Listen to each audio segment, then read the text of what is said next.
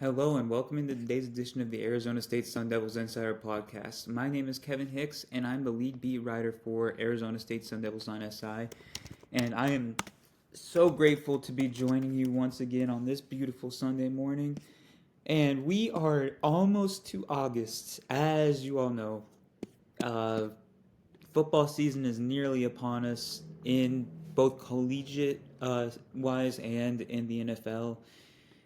Very exciting time for the Arizona State Sun Devils. We will see Cam Scadaboo make his NFL debut just over a month from now. We will see former Sun Devils such as Ricky Pearsall, Jay and Daniels obviously tearing it up in the league. Rashad White is coming back looking to build off of a strong season last year. Brandon Ayuk probably won't be back until around October. But another great Sun Devil alum. And the Arizona State football program is absolutely on the rise. There's little denying that. Kenny Dillingham has done a phenomenal job of building the program back up from the ground. And it feels like Arizona State is truly here to stay as a perennial top 25 program. We'll have to see what happens this season. As we all know, kickoff is August 30th against the Northern Arizona Lumberjacks, and the anticipation has reached a fever pitch. It's going to be loud in Tempe even at the end of August, as hot as it will be at Mountain America Stadium, Sun Devil Stadium.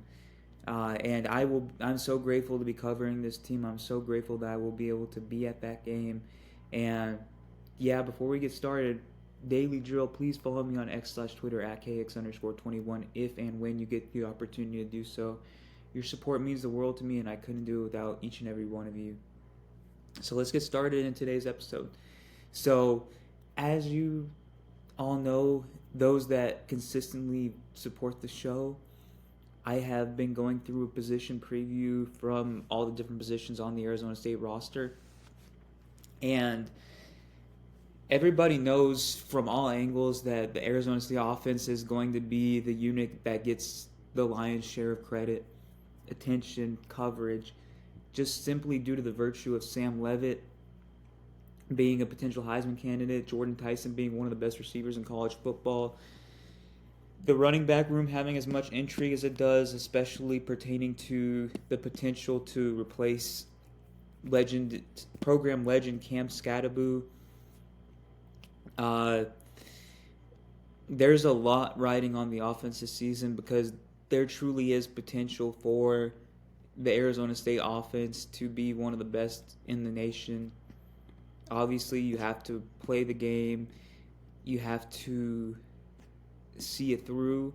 But they really could get to that point. They do have the potential to. The defense could end up being just as good as the offense if you're asking me personally. If any indication that spring camp will translate to the regular season, the defense will be better than last season because we all know the defense finished top 5 in the Big 12 in total yards.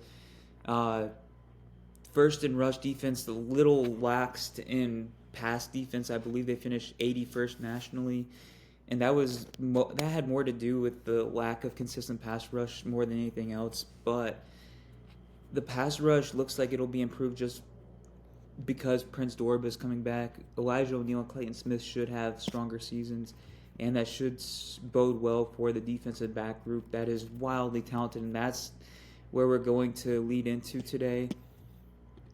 The Arizona State cornerback room.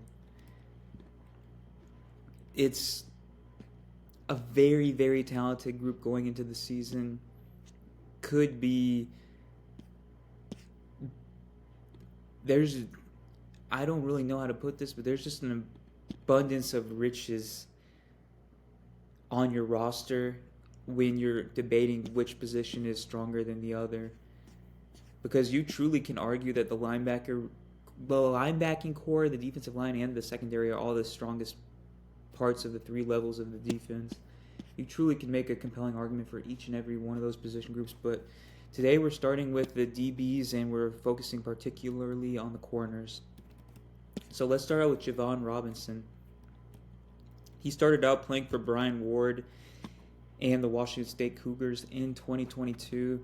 He played sparingly. He played sparingly in 2023, and then he transferred to Arizona State, became a starter, and he truly broke out. 43 total tackles, 4 passes defensed, a forced fumble, 3 interceptions, including maybe the biggest play of the season for Arizona State. All things included, the 64-yard interception return against Brigham Young. Jake Retzloff had a chance to lead a go-ahead drive for the Cougars, and Robinson picked him off and ran it deep into Arizona State territory. That effectively sealed the game for them. He has become an incredible player over the last year, and Arizona State fans should be absolutely thrilled that he is one of the 2 outside starting corners. There is little to no debate about that. Let's move to Keith Abney. Abney, once again, another success story out of the state of Texas, joining C.J. Fight, joining Prince Dorba, joining Clayton Smith.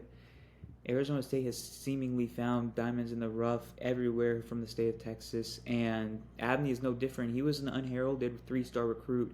He originally was committed to Utah State before committing to Arizona State due to a concerted effort by Brian Carrington to secure his commitment. He played sparingly in 2023, stepped into a starting role in 2024, and absolutely broke out. 52 total tackles, 9 passes defense, 3 interceptions. He was part of the chaos that was created by the Arizona State defense. He actually secured interceptions in 2 straight weeks against Utah and Cincinnati, and then Iowa State in the Big 12 title game. So he made some massive plays. He's even being considered a potential sleeper in the 2026 NFL draft. But many see potential for him to become a top 5 corner in that draft, and for good reason. He has very strong technique. He's very, very strong on the outside, just level on his feet, great ball tracking, high IQ, and he's a lot stronger than you think he is in a 5'11", 185 frame. But he is set for a special season in Tempe. I fully believe that. And for the last 2 that I really wanted to talk about today, we're going to go to the pair of Purdue transfers in Kenrick Breedlove and Nyland Green. So Kenrick Breedlove was one of the bright spots of the Purdue season last season. Purdue went 1-11, so there wasn't a lot to find silver linings in. But Breedlove did secure 3 interceptions, including a 2-interception game against Wisconsin in a game they lost 52-6. But he still made more of an impact than a lot of other players on that roster, and he looks to slot into the nickel role that Shamari Simmons left behind. It remains to be seen if he will make the same impact that Simmons did, because Simmons leaves behind a huge trail of success over his 2 seasons in Tempe. But Breedlove is very talented. Same with Nyland Green, former 5-star recruit. It just didn't work out at Georgia and Purdue. Obviously, there wasn't the talent around him to fully have a chance to break out, but the talent is still there. Brian Carrington seems to always get the best out of his players, no matter the circumstance, and being surrounded by as many talented players as Nyland Green is, there's always the potential for him to finally break out in a major way, even if it's just in stretches, just in spurts. If he's not getting consistent snaps, he still can contribute and he still can make a difference for the Sun Devils in 2025.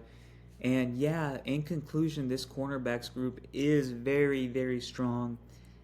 You can argue it's the strongest position group on the team. There's potential. The ceiling is there to become that. And that's just a testament to the culture that Kenny Dillingham has built, the roster that he's built, the sustainable winning that he's built, or the potential sustainable winning that he's built, and the coaching staff around him. It's a great time to be a fan of the Arizona State Sun Devils, and the season is right around the corner. Thank you for tuning in to me and supporting me each and every single day.